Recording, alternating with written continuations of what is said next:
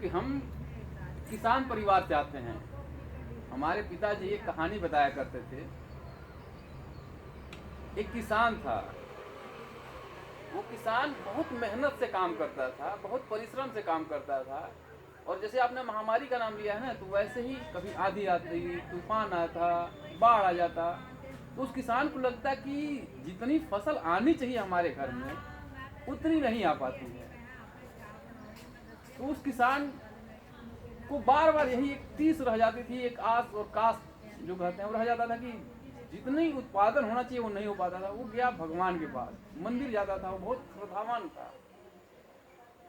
वो मंदिर गया और भगवान से प्रार्थना किया कि ईश्वर, इस बार का जो मौसम है आप एक साल हमको हमारे अनुसार मौसम करने दीजिए। हमको कुछ ऐसी चीजें शक्ति दे दीजिए कि जब मैं चाहूँ तो बारिश हो जाए, जब मैं चाहूँ तो धूप हो, जब मैं जैसा चाहूँ उसके अनुसार मौसम हो जाए और कोई दिक्कत परेशानी ना आए, तो मैं अपना उत्पादन बहुत अधिक कर सकूँगा। अब भगवान ने उसकी बात मान लिया, तथास्तु कहा और कहा कि ठीक है, आप जैसा चाहोगे वैसा होगा। वो किसान आया और वो जब चाहता बारिश हो जाती, जब चाहता धूप होता, यानी उसके अनुसार जो वो बेस्ट कर सकता था मौसम, उसके हिसाब से होने लगा। उसने फसल लगाई, बारिश होती, कभी उसने आंधी तूफान बाढ़ आने ही नहीं दिया। फसलों को इतना अच्छे से रखा और फसल भी बहुत अच्छा हुआ। संयोग देखिए, जब वो फसल काटने के लिए गया, गेहूं की फसल थी, फसल जब काटने गया तो देख रहा है कि गेहूं की फसल तो बहुत अच्छी है मगर उसमें दाने ही नहीं है। वो बहुत आश्चर्यचकित हुआ। फिर उसने कहा कि हे भगवान, आपने ये क्या कर दिया। तो फिर आकाशवाणी हुई और उन्होंने कहा कि देखो, इस बार तुमने क्या किया कि इस फसल में कभी तेज धूप लगी, तुमने मौसम को इतना अनुकूल बना दिया और इतने अच्छे से कर दिया कि इसने कभी विपदा, कोई ऐसे कठिन चीजों को देखा ही नहीं। तो इसलिए फसल बहुत अच्छा बढ़ा है। मगर जब तक कोई कठिन चीजें, परिस्थितियां आपके विपरीत न हो, परिस्थितियां आपके विपरीत न हो, तो आप मजबूत नहीं बनते हैं।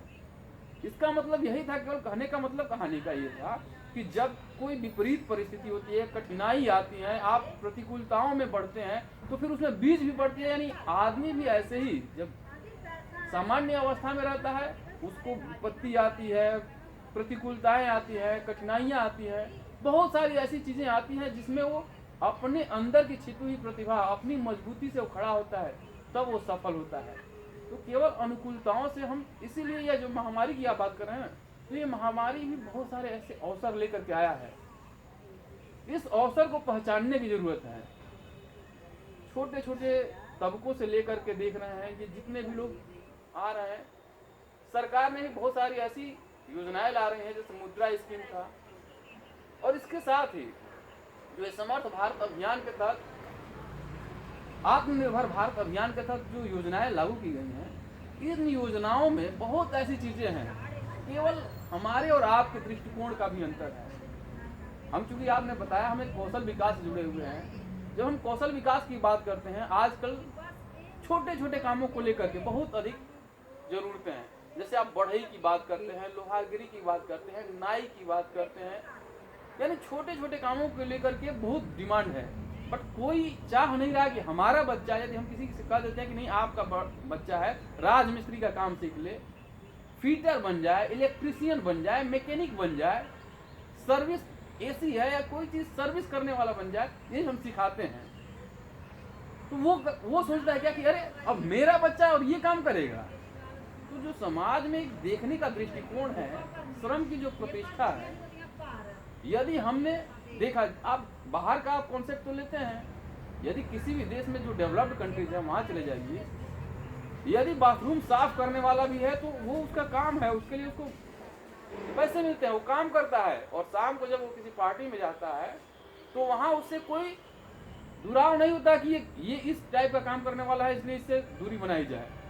यानी उसका प्रोफेशन है, वो जो भी काम कर रहा है, आपका प्रोफेशन है, आप टीचर हैं, दोनों लोग आते हैं एक साथ बैठ कर खाते हैं, यानी कोई समाज में विभिन्नता नहीं पाई जाती है। यहाँ केवल कुछ काल परिस्थिति कह लीजिए, इसकी वजह से ये हो गया कि हाँ ये छोटा काम कर रहा है तो उससे दूरी बनाना है, ये बड़ा काम कर रहा है तो प्रोफेशन है, हम शिक्षक हैं या कोई बढ़ई है या कोई लोहार है, कोई राजमिस्त्री है, कोई पेंटर है, कोई कारपेंटर है, ये उसका काम है।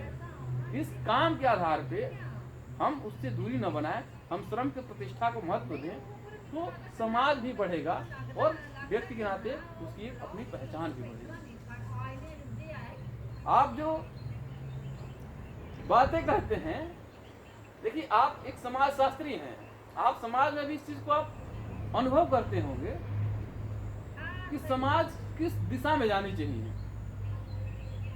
आपने जो मुद्दे उठाए हैं ना, ये जो कौशल विकास का मुद्दा है, केवल यदि डिग्निटी ऑफ लेबर यदि सभी लोग समझें, उसको श्रम की महत्ता को समझ लें।